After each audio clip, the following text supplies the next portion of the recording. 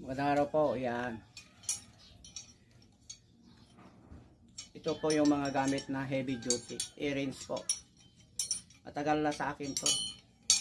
Dahil original to, hindi siya basta-basta nasisira. Ito mga socket niya.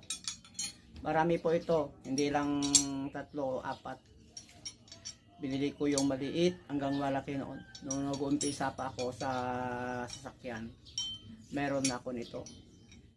Kaya may recommend ko din ng product na ito, yung T-Range na ito, yung socket na ito, yung ganito, sa mga baguhan, nagsisimula pa lang nagkakaroon ng sasakyan.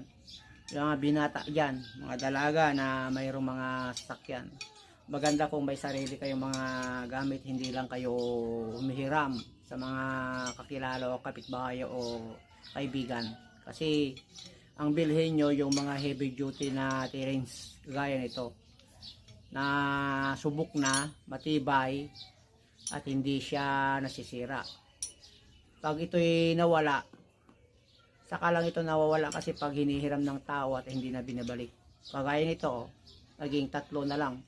Kasi hiniram nila, hindi ko alam, hindi naman binalik, na porsyonadahan. Kasi ito heavy duty kasi siya, hindi siya napupudpud itong T-Range na ito.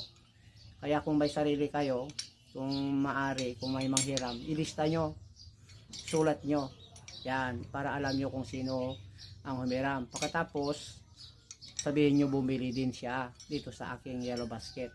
Napakamura po ito ngayon dito sa TikTok.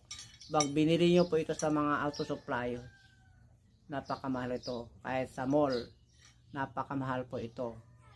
Kaya nasa Yellow Basket ko na po para magkaroon kayo ng kagaya nitong T-Range na socket. Check out na po.